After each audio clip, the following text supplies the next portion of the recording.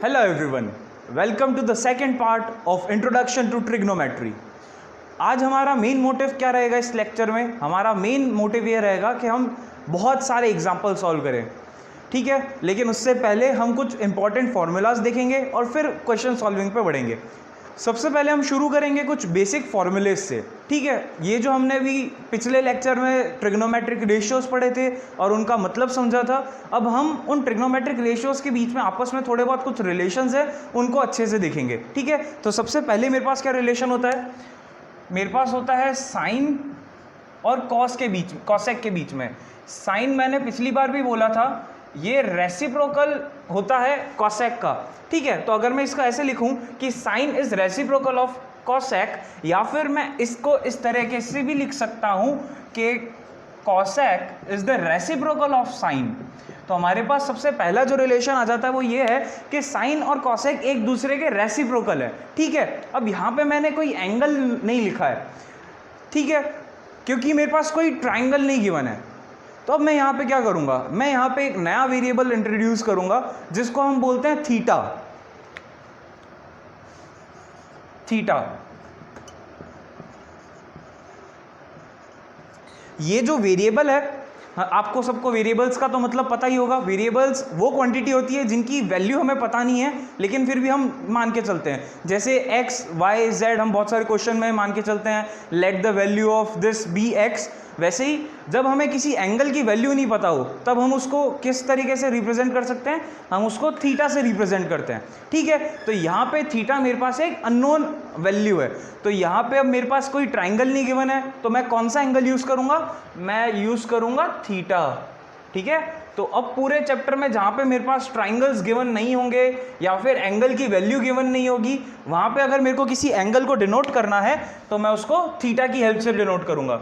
अब ये मेरे पास पहली रिलेशन आ गई, sine theta is the reciprocal of cosec theta, और we can say cosec theta is the reciprocal of sine theta. ऐसे कैसे मेरे पास आगे और कौन से आ जाते हैं?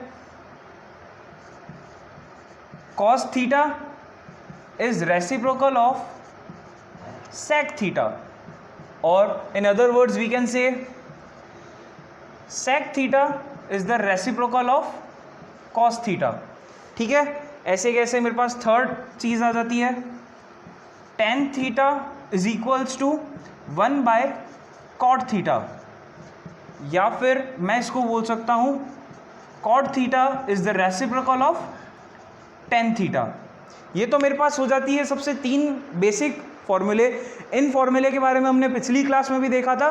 इस क्लास में जस्ट इनका रिवीजन करा रहा हूं क्योंकि आज हम बहुत सारे एग्जांपल्स करेंगे जहां पे इन तीनों का काम आएगा, ठीक है।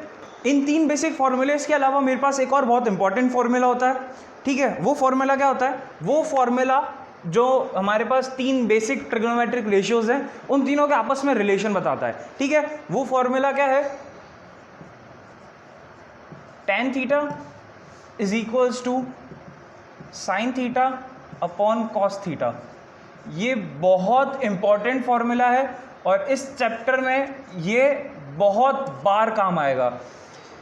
इस चैप्टर में, चैप्टर के एंड तक, इवन दैट जब हम एप्लीकेशंस ऑफ ट्रिग्नोमेट्री पढ़ेंगे तब भी ये वाला फॉर्मूला बहुत इंपॉर्टेंट फॉर्मूला है। तो इस फॉर्मूले को एकदम अच्छे से याद रखना है, ठीक है। अब एग्जाम्पल चालू कराने से पहले मैं आपको कुछ चीज़ें और समझाना चाहूँगा, ठीक है। सबसे पहली चीज़ तो मैं आपको ये बताना चाहूँगा कि अगर मेरे पास लिखा हुआ है कोई भी trigonometric ratios, let us take sine, और उसके आगे एंगल है थीटा, तो मैंने आपको पिछली क्लास में भी बताया था कि ये साइन और ये थीटा आपस में मल्टीप्लिकेशन में नहीं है। ये आपस में मल्टीप्लिकेशन में नहीं है। इस डिनोशन का मतलब क्या होता है कि मेरे को साइन निकालना है विथ रेस्पेक्ट टू थीटा, ठीक है। अगर मेरे पास कोई एंगल है थीटा तो मेरे को उसके रेस्पेक्ट में साइन निकालना है। और हमने पिछली क्लास में देखा था कि एंगल के रेस्पेक्ट में कैसे हम ट्रिग्नोमेट्रिक रेशियोज कैलकुलेट करते हैं, और इस चैप्टर में भी हम आगे एग्जांपल्स में चेक करेंगे, ठीक है।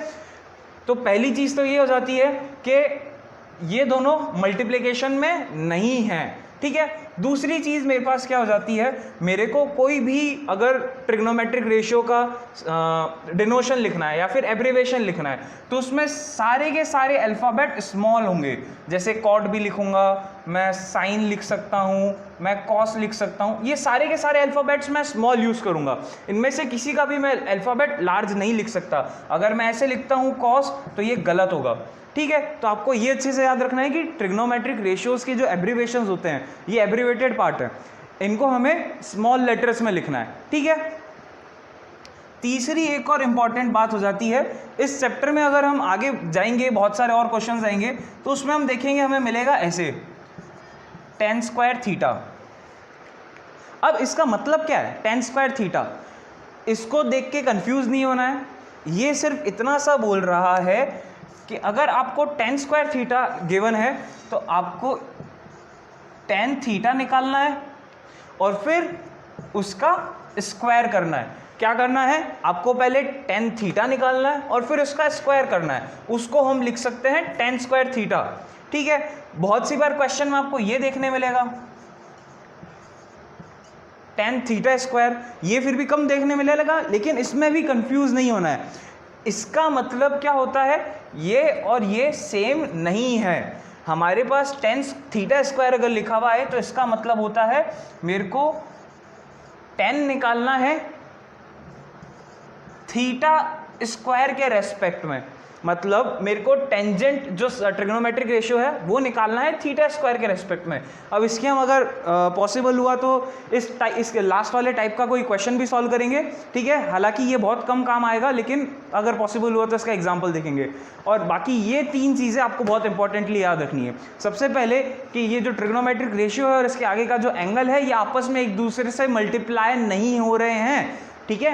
दूसरी चीज़ मेरे पास क्या हो जाती है कि मेरे पास जितने भी ट्रिग्नोमेट्रिक रेशियोज हैं उन सबको मेरे को स्मॉल लेटर्स में लिखना है। और तीसरी चीज़, ये जो tan स्क्वायर थीटा, इसको हम पढ़ेंगे कैसे, इसको हम पढ़ेंगे tan स्क्वायर थीटा, ठीक है। तो इसका मतलब क्या होता है, मैं पहले tan थीटा निकालूंगा और फिर उसका स्क्वायर कर दूंगा तो वो tan स्क्वायर थीटा कहलाएगा, ठीक है। ये चीज़ आपको क्लियर होगी मेरे हिसाब से। अब आगे बढ़ते हैं एग्जाम्पल्स पे। अब आपको आपकी स्क्रीन पे फर्स्ट क्वेश्चन दिख रहा होगा, फर्स्ट एग्जाम्पल दिख रहा होगा। अब हम इसको सॉल्व करेंगे, ठीक है। तो एग्जाम्पल में मेरे को क्या बोल रखा है, एग्जाम्पल में मेरे को tan a की वैल्यू गिवन है। एग्जाम्पल में मेरे को tan a की वैल्यू गिवन है 4/3, ठीक है। हमने पिछली क्लास में जो एग्जाम्पल किए थे उसमें हमें क्या गिवन था, हमें साइड की लेंथ गिवन थी और उन लेंथ के हेल्प से हमने ट्रिग्नोमेट्रिक रेशियोज निकाले थे। लेकिन यहाँ पे हमें उल्टा करना पड़ेगा, हमें यहाँ पे ट्रिग्नोमेट्रिक रेशियो की वैल्यू गिवन है और हमें यहाँ से बाकी ट्रिग्नोमेट्रिक रेशियोज की वैल्यू निकालनी है, लेकिन उसके लिए हमें लेंथ की भी वैल्यू निकालनी पड़ेगी, ठीक है। तो अब हमारी अप्रोच क्या रहेगी इन क्वेश्चंस में, तो मैं इनकी मदद से साइड लेंथ कैसे निकाल सकता हूँ, मैं इनको मान सकता हूँ। मेरे पास tan a का फॉर्मूला क्या होता है, tan a का फॉर्मूला क्या होता है, perpendicular upon base. tan a का फॉर्मूला परपेंडिकुलर अपॉन बेस, तो मेरे पास ये जो ऊपर वाली क्वांटिटी होगी ये परपेंडिकुलर को डिनोट कर रही होगी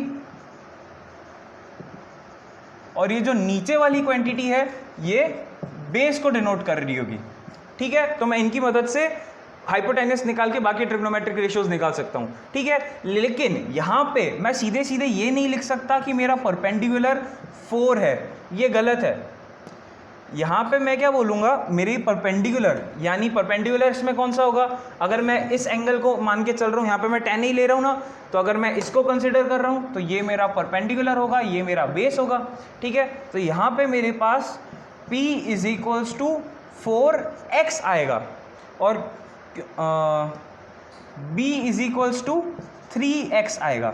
ये कहाँ से आए, मेरे को तो यहाँ पे 4 और 3 गिवन है तो ये मैंने x कहाँ से ले लिया।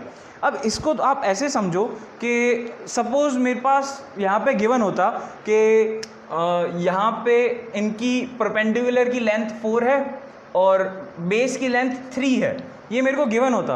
और अब अगर मेरे को tan a की वैल्यू निकालने के लिए कहा जाता तो tan a की वैल्यू क्या आती, ऑफ कोर्स 4/3 आती। इसी के साथ में अब दूसरा एग्जांपल और लेता हूँ। मैं अब मान के चलता हूँ, यहाँ पे मेरे पास परपेंडिकुलर की वैल्यू 8 है और बेस की वैल्यू 6 है। अब अगर मैं tan a निकालूं तो मेरे पास क्या आएगा, अभी भी मेरे पास tan a क्या होगा 8/6 जो कि होगा 4/3 के बराबर। तो यहाँ पे हम क्या देख रहे हैं कि जो साइड्स है, जो हमारी साइड्स है उनको आप अगर सेम नंबर से मल्टीप्लाई करते जाते हो तो सेम ट्रिग्नोमेट्रिक रेशियो हमको मिलता रहता है। जैसे मैंने पहले 4 और 3 लिए थे, अब 4 और 3 को दोनों को मैंने 2 से मल्टीप्लाई कर दिया तो मेरे पास 8 और 6 आ गए। तो अब ये जो अननोन नंबर है, ये जो मेरे पास मैंने 2 से मल्टीप्लाई किया, हो सकता है ये किसी क्वेश्चन में 3 से मल्टीप्लाइड हो। तो मेरे को जब अगर ट्रिग्नोमेट्रिक रेशियो गिवन है तो यहाँ पे मेरे को ये नहीं पता कि इनके आगे मल्टीपल्स क्या थे, ये कुछ भी हो सकते हैं।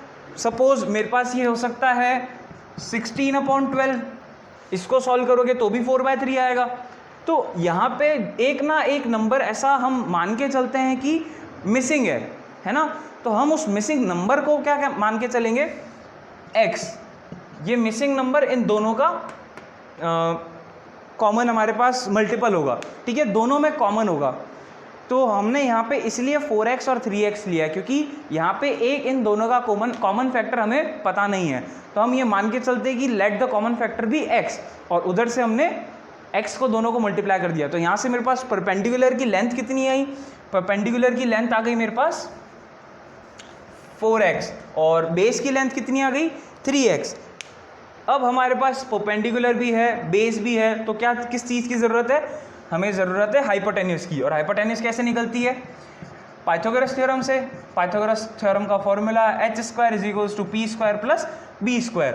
p² की वैल्यू मेरे पास 4x का होल स्क्वायर और b² की वैल्यू 3x का होल स्क्वायर। तो यहाँ से मेरे पास h² आ जाएगा। तो h² = 4x का होल स्क्वायर कितना होगा 16x² प्लस 3x का होल स्क्वायर कितना होगा 9x², और दोनों का सम करेंगे तो मेरे पास कितना आ जाएगा 25x²। वापस से मैं इधर स्क्वायर है उधर भेजूंगा तो क्या हो जाएगा, रूट हो जाएगा। तो h = 5x। यहाँ पे प्लस माइनस होगा, लेकिन जैसे हमने पिछली क्लास में देखा था कि हम नेगेटिव वाले साइन को नहीं मान के चलते हैं क्योंकि कोई भी लेंथ नेगेटिव नहीं हो सकती। तो हम यहाँ पे कंसिडर किसको करेंगे, सिर्फ पॉजिटिव को।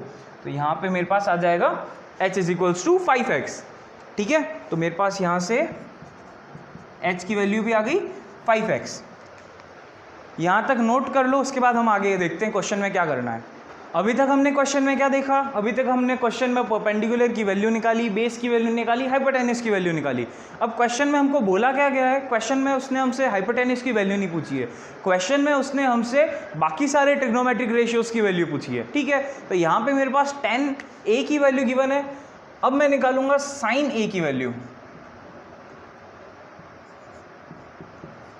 sin a रिवाइज करो, साइन ए क्या बोलता है, साइन मेरे को क्या बोलता है, calculate the ratio of perpendicular to the hypotenuse. मतलब परपेंडिकुलर और हाइपोटेन्यूज का रेशियो कैलकुलेट करो।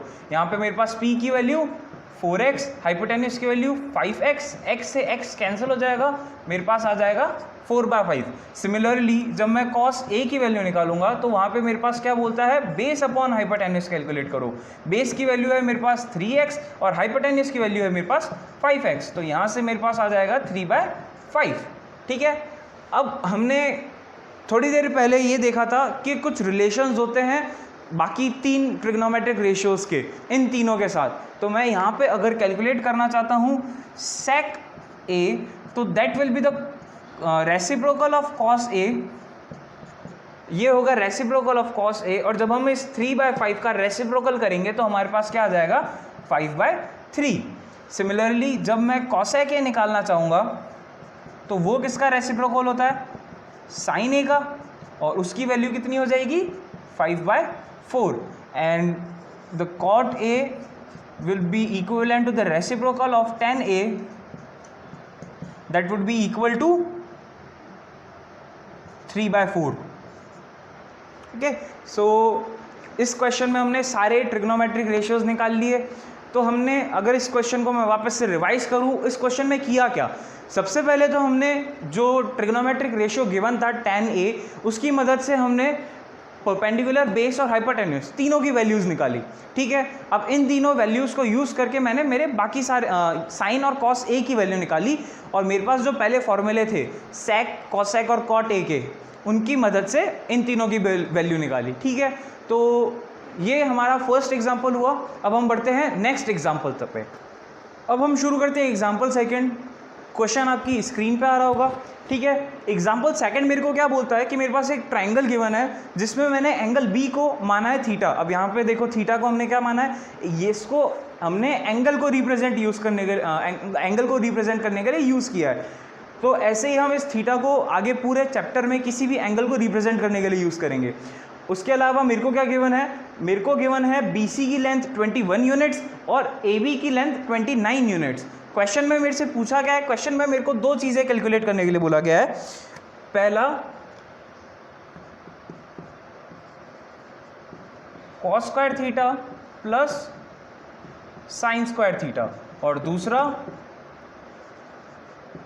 Cos square theta minus sine square theta. तो इस क्वेश्चन में हमारी अप्रोच क्या रहेगी? देखो, अगर हमें इसको सॉल्व करना है तो सबसे पहले तो हमें ये समझना पड़ेगा कि मेरे को कॉस स्क्वायर के लिए कॉस थीटा की वैल्यू थीटा की ज़रूरत रहेगी, और साइन स्क्वायर थीटा के लिए मेरे को साइन थीटा की ज़रूरत रहेगी। यहाँ पे मेरे पास केवल दो साइड्स गिवन है, तो मेरे को थर्ड साइड की भी ज़रूरत पड़ेगी। तो उसके लिए मैं सबसे पहले तो पाइथागोरस थ्योरम लगा के थर्ड साइड कैलकुलेट करूँगा। फटाफट से थर्ड साइड कैलकुलेट करते हैं। इसका सॉल्यूशन,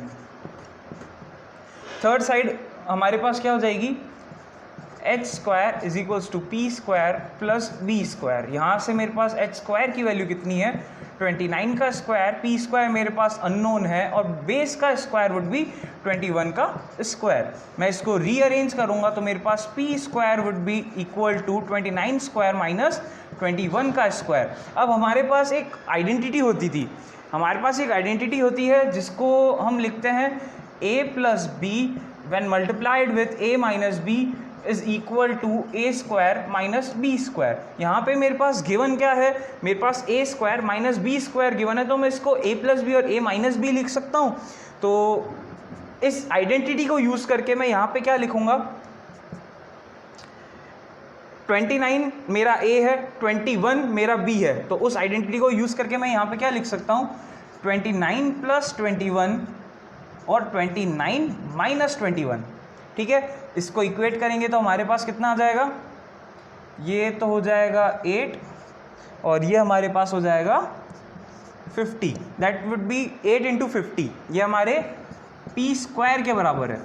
तो यहाँ से मेरे पास पी की वैल्यू कितनी हो जाएगी, अंडर रूट ऑफ 400।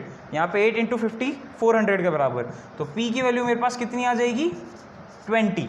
तो यहाँ से मेरे पास सबसे पहले तो परपेंडिकुलर की वैल्यू आ गई 20। ठीक है, साइन थीटा का फॉर्मूला क्या होता है, sine theta is equals to perpendicular upon hypotenuse. मेरे पास परपेंडिकुलर की वैल्यू कितनी है, देखो मेरे को साइन थीटा निकालने के लिए बोला गया है, मतलब थीटा के अपोनेंट वाले को मेरे को परपेंडिकुलर लेना है 20 और हाइपोटेन्यूस की वैल्यू 29। तो यहाँ पे मेरे पास 20/29 आ गया। सिमिलरली मेरे को अगर कॉस थीटा निकालना हो तो कॉस थीटा किसके बराबर होगा, बेस अपॉन हाइपोटेन्यूस। बेस की वैल्यू कितनी है मेरे पास, 21/29। ठीक है, अब मेरे को कॉस स्क्वायर की वैल्यू चाहिए, कॉस स्क्वायर थीटा। तो मैंने आपको थोड़ी देर पहले लेक्चर की स्टार्टिंग में बताया था कि अगर मेरे को कॉस स्क्वायर थीटा को कैलकुलेट करना हो तो मैं क्या करूँगा, मैं सिंपली कॉस थीटा का स्क्वायर कर दूंगा। ठीक है, तो यहाँ पे मेरे पास कॉस स्क्वायर थीटा ये किसके बराबर होगा, कॉस थीटा का स्क्वायर, और ये किसके बराबर होगा, 21/29 का स्क्वायर। ठीक है, और सिमिलरली मेरे पास साइन स्क्वायर थीटा की वैल्यू कितनी होगी, साइन थीटा का square, that would be equal to 20/29 का स्क्वायर। कॉस स्क्वायर थीटा की value, cos square theta plus sine square theta would be equivalent to cos square theta की value 21/29 का whole square plus 20/29 का whole square. That would be equivalent to 21 का whole square upon 29 का whole square plus 20 का whole square upon 29 का whole square. इसको और equal थोड़ा सॉल्व करेंगे तो हमारे पास नीचे एलसीएम आ जाएगा 29 का स्क्वायर और ऊपर मेरे पास रहेगा 21 का स्क्वायर। अगर हम कैलकुलेट करेंगे तो हमारे पास आ जाएगा 441 और 20 का स्क्वायर हमारे पास 400। तो यहाँ से मेरे पास क्या आ जाएगा 841 अपॉन 29 का स्क्वायर। कैलकुलेट करो 841, अभी 841 से 841 कैंसिल आउट हो जाएगा, मेरे पास आया 1। ठीक है, सिमिलरली ये तो मेरा था फर्स्ट की वैल्यू। इसने मेरे पास एक और वैल्यू पूछी है, दूसरी वैल्यू मेरे पास क्या हो जाएगी, दूसरी वैल्यू इसने पूछी है cos square theta minus sine square theta. ये किसके बराबर होगा, कॉस स्क्वायर थीटा की वैल्यू वापस हो जाएगी 21/29 का स्क्वायर माइनस 20 का स्क्वायर अपॉन 29 का स्क्वायर। इसको मैं वापस से यहाँ पे लिख देता हूँ।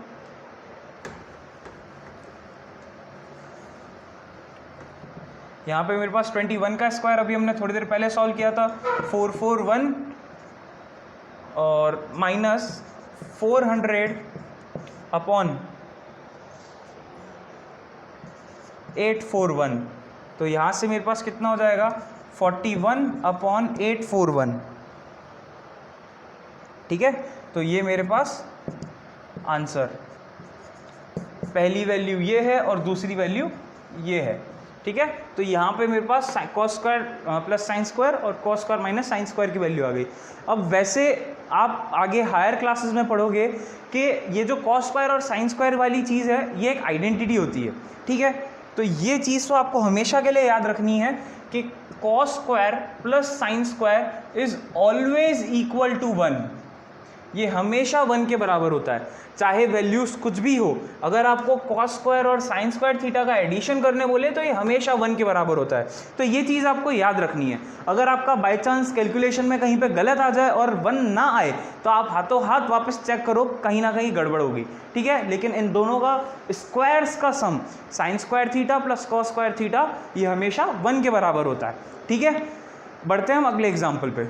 ओके, तो अब हम देखेंगे हमारे लेक्चर का थर्ड एग्जाम्पल।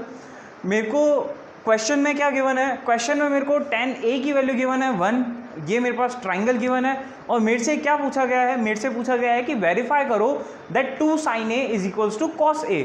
ठीक है, तो जितने भी वेरिफिकेशन या प्रूफ के क्वेश्चन होते हैं उसमें मेरे पास सॉल्विंग अप्रोच क्या होती है, मैं किसी एक साइड को लेके चलता हूँ। जैसे मेरे पास दोनों साइड गिवन है LHS और RHS, मेरे को इसको वेरीफाई करना है। तो सॉल्विंग अप्रोच क्या होती है, मैं सबसे पहले LHS को पकड़ूंगा, किसी किसी क्वेश्चंस में हम RHS को भी लेंगे। बेसिकली हम पहले LHS को देखते हैं। हम LHS को देखेंगे, इसको इवेल्युएट करेंगे। मतलब मैं यहाँ पे साइन A की वैल्यू निकाल के डालूंगा, कॉस A की वैल्यू डालूंगा और इसको सॉल्व करूँगा। इसको सॉल्व करने के बाद मेरे पास जो भी नंबर आएगा उसको चेक करूंगा कि 1 है या नहीं है। अगर 1 है तो हमारे पास क्वेश्चन सॉल्व हो जाता है, यानी हमने वेरीफाई कर दिया कि जो हमारे पास ये क्वांटिटी है ये 1 के बराबर है। ठीक है, ये हम आगे थोड़ा अच्छे से देखेंगे। और अगर नहीं आता है तो इसका मतलब आपने कहीं ना कहीं पे गड़बड़ की है। ठीक है, तो सबसे पहले मेरे को क्वेश्चन में क्या गिवन है, tan a is equals to 1। तो अगर मेरे पास tan a इक्वल्स टू 1 है और हमें पता है कि tan a का फॉर्मूला क्या होता है, परपेंडिकुलर अपॉन बेस, और मैं बात कर रहा हूँ यहाँ पे एंगल a की, तो एंगल a के हिसाब से ये मेरा परपेंडिकुलर है, ये मेरा बेस है। ठीक है, और ये हो जाएगा हाइपोटेन्यूस। तो परपेंडिकुलर के बजाय मैं क्या लिख सकता हूँ, BC, और बेस के बजाय मैं क्या लिख सकता हूँ, AB। तो यहाँ पे मेरे पास क्या आ जाएगा, BC upon AB equals to 1, और इसी को मैं थोड़ा सा और अच्छे से सिंप्लीफाई कर लूँगा तो मेरे पास आ जाएगा BC is equals to AB। अब इस चीज़ को हमको अच्छे से याद रखना है, इसको मैं बोल देता हूँ इक्वेशन 1। मतलब यहाँ पे मेरे पास BC और AB की लेंथ इक्वल गिवन है। ठीक है, तो यहाँ पे मैं एक और चीज़ करना चाहूँगा, BC is equals to AB, और इन दोनों को मैं मान के चलता हूँ दोनों की लेंथ है x। इसका मतलब मैंने यहाँ पे क्या किया है, मेरे पास ये तो पता पड़ गया कि BC और AB इक्वल हैं, लेकिन इन दोनों की लेंथ क्या है, तो मैंने लेंथ सपोज कर ली, इसकी लेंथ है x और इसकी भी लेंथ है x, तो ये दोनों की लेंथ हो जाएगी x यूनिट्स। अब मैं आगे जो मेरे पास सारे क्वेश्चंस में अभी तक हम कर रहे थे कि अगर हमारे पास 2 साइड्स गिवन है तो पाइथागोरस थ्योरम से हम थर्ड साइड निकाल रहे थे, तो यहाँ पे भी वही मैं करूँगा। मैं यहाँ पे हाइपोटेन्यूस का स्क्वायर निकालूंगा, वो होगा बराबर P square plus B square के।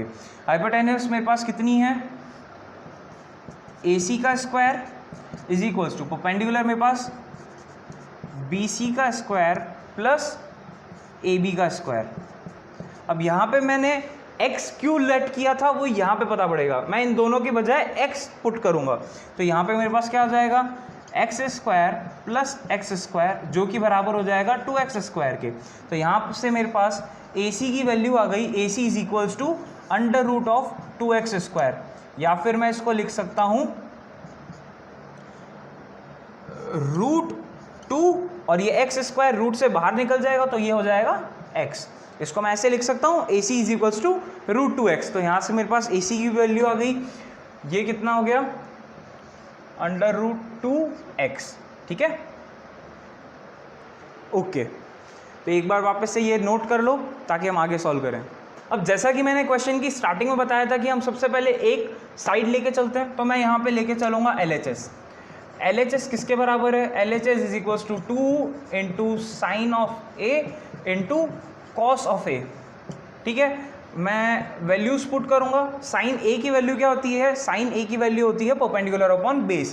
परपेंडिकुलर मेरे पास परपेंडिकुलर अपॉन हाइपोटेन्यूस, परपेंडिकुलर मेरे पास x है और हाइपोटेन्यूस अभी हमने थोड़ी देर पहले रूट 2x निकाला था, और इसको हम मल्टीप्लाई किससे करेंगे कॉस ए। कॉस ए की वैल्यू बेस हमारे पास x है और इसके भी नीचे हाइपोटेन्यूस रूट 2x। ये मल्टीप्लाई और इस x में कंफ्यूज नहीं होना है, ठीक है।